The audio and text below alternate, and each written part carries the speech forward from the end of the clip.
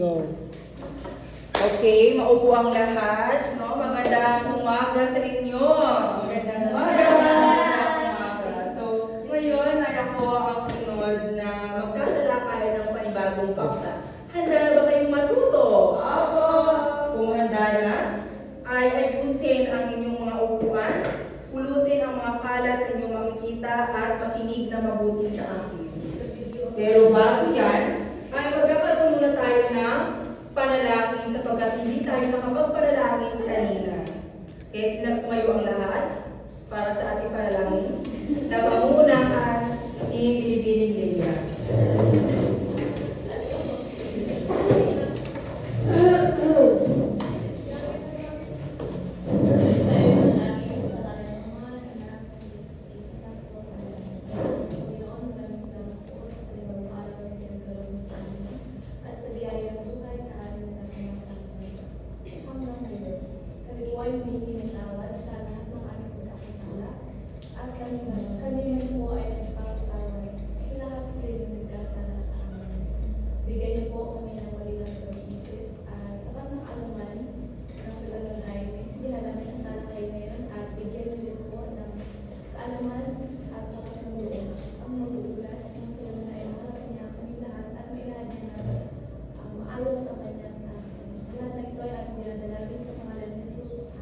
Amen.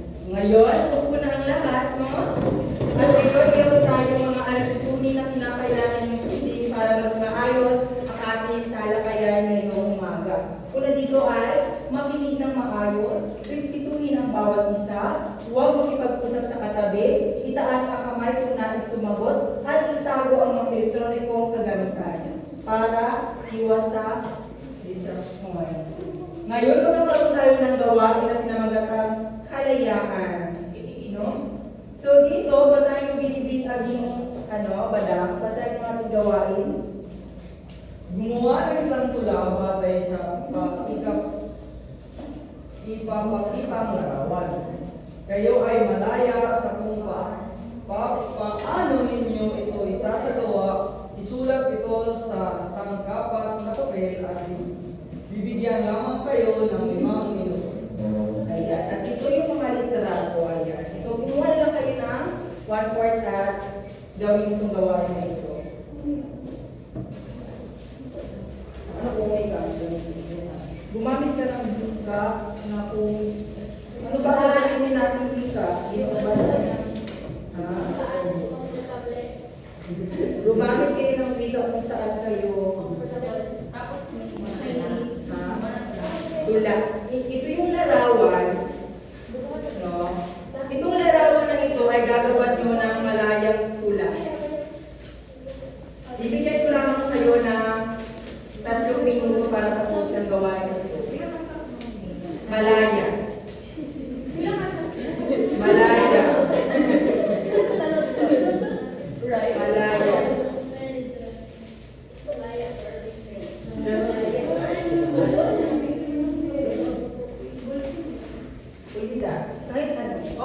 po ay notebook at saka ballpen. So, gawan niyo lamang siya ng tula na malaya. Tapos na? Oo, galing po.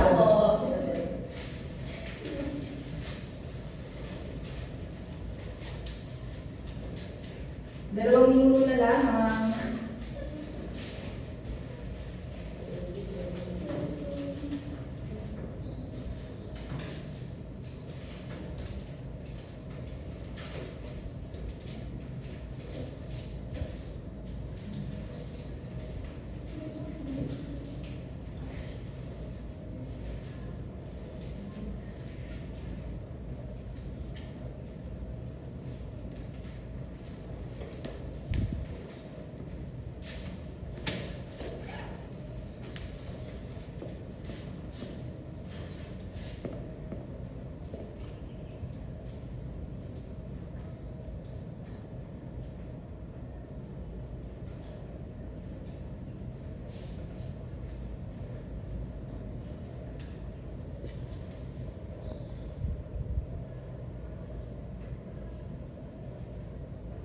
Isang minuto.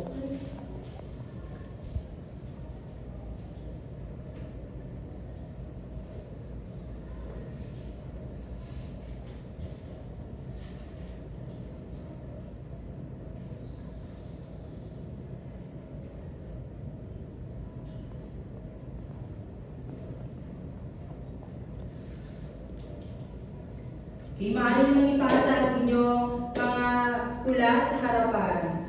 Isa, dalawa, tatlo, apat, lima, anim, pito, walo, siyam, sampo, 11, 12. Ipasa nyo na, bilisan nyo na. Tama na. Magpaawag kayo. Ayan. Kunti lang naman.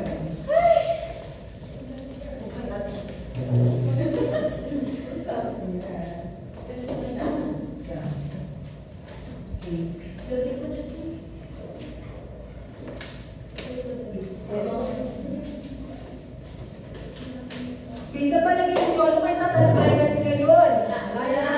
Tula, tama. Ang ating tatalakayan ngayon ay tula. Istruktura ng tula, tugma, sukat at tono, at taybutay at idioma. Ngunit ang sa aking parte lamang ang aking tatalakayan ay ang istruktura ng tula at itong mga tugma, sukat at tono. Ano ba yung tugma, sukat at tono?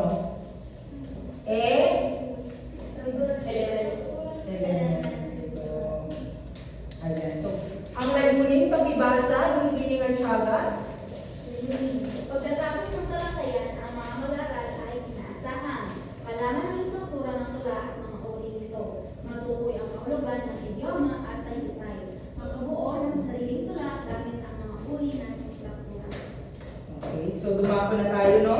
Una dito ay ang istruktura ng tula. Ang tula ay isang anyo ng sining ng larangan ng panitikan na tumatagos sa puso at isipan ng mambabasa. Ito ay isang sining kung saan ipapahayag ng makata o manunulat ng kanyang damdamin sa pamamagitan ng pili at makahulugang paggamit ng mga salita. Sa tula kasi hindi lamang tayo basta-basta sumusulat. Ginagamitan natin ito ng papel. Ginagamitan natin ito ng puso, isip, damdamin, na maipahayag talaga natin kung ano talaga ang gusto natin ipahayag sa ating mga mambabasa. So, dumako na tayo sa uri ng mga tula. Alam niyo ba na may buong uri ng tula? Ayan. So, malalaman natin ngayon na mayroon palang uri ang tula. Ito ay ang tulang may sukat at tugma, malayang taludturan o free verse, at panghuli naman ay ang tulang tuluyan o prose point. So, dumako muna tayo sa tulang may sukat at tugma. So, ito yung traditional na anyo ng tula at ang bawat taludtod ay may pare-parehong bilang ng pantig, which is ito yung tinatawag na sukat, at mga huling pantig naman ang bawat linya ay magkakatunog. Ito yung tugma. So, dito sa tulang may sukat at tugma, may rules ka na sinusunod. Mayroon itong rules na sinusunod at tinatawag itong traditional sapagkat ito yung nakasanayan ng pamamaraan ng pagsulat ng tula dito sa Pilipinas. Kaya naging traditional ang tulang may sukat at tugma. Yun lang yung tandaan nyo.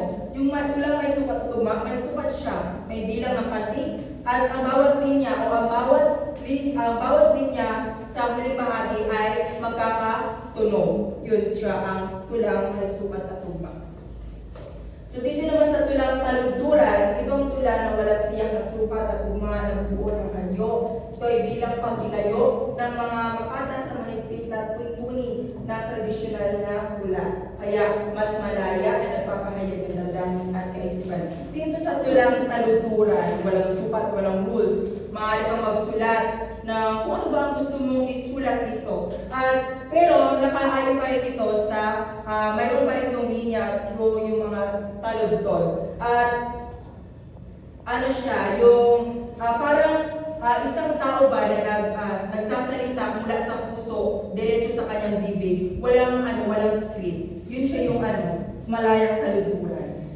Ngayon dumako naman tayo sa panghuli, yung tulang-tuluyan. So pag sinabi naman natin tulang-tuluyan, ito ay sa kanilang tula na nakasulat sa parang prosa o tuluyan. So yung tulang-tuluyan, ito ay parang nakasulat siya sa parang salaysay o maikling kwento ang kanyang pagkakasulat. Pero naglalaman pa rin ng damdamin at mga maraming matalingagan na salita, simbolismo, no? Yun siya, yung tulang-tuluyan. Para siyang salaysay o kung makikita talaga natin kung ano talaga yung yung anyo nitong tulang-tuluyan ay para siyang tula o salaysay. Salaysay o kwento. So yun yung tatlong uri ng tula?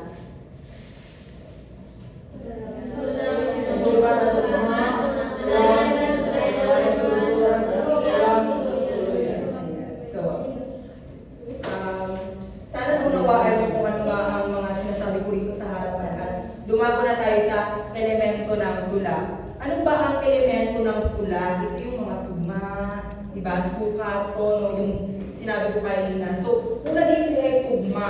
Ang magkapalong tunog na sa isang taludtod sa isang saklong ng tula, yung sabi ko na magkapalaw sila ng tunog sa muling bahagi ng taludtod. So, halimbawa, sa pamagatang kalikasan, ang kalikasan ay dapat ingatan. Kung ating gusto ay magandang bayan, di ba? Tan, yan, di ba? Tulungan, maapektuhan, ngan, di ba? Nagkakatunog siya. So, yun lang siya. Hindi natin habain pa ang mga bagay na madali namang intindihin. So, sa sukat, ito yung bilang ng patik sa bawat taludtod. Halimbawa, sa pamagat na ang aking dasal may 7 pantig sa isang linya ng bawat saklong. Halimbawa, ang aking minamahal, 7. Sunod naman sunod na taludtod, sa puso ko'y ikaw lang. Ito gihapon, di ba? Ang tanging sinisigaw, 7. Ikaw ay aking dasal, 7. Yun yung sukat, yung bilang ng pantig. At dito naman sa tono naman, ito yung tumutukoy sa paraan ng pagbigas sa bawat taludtod ng tula. Karaniwang pataas, pababa, ang pagbigas ng tula. Halimbawa, sa pagtitiwala. So dito kasi sa tono, no? Sa tono, ito yung kung paano mabigasin. Kung ano bang damdamin ng tula. Kung ito ba ay may dilim, ito ba ay malumatan. Depende sa ano ba talaga ang tono ng tula pinabasa mo. So halimbawa, sa pagtitiwala. Ang pagtitiwala ay mayroong hangganan. Diba? Hangganan. Gaya din ng alog sa dalampasigan. Di ba? Pataas siya. Dalampasigan. Dapat hangalin itong kapatagan nang maibsan nga itong kalakasan. So yun yung halimbawa ng tono. No? Ito yung pagtaas at pagbaba ng pagbigas mo ng tula. Yun ang tono. Mayroon po kayo katanungan? Oo kami. Sure na, walang katanungan? Wala na kami.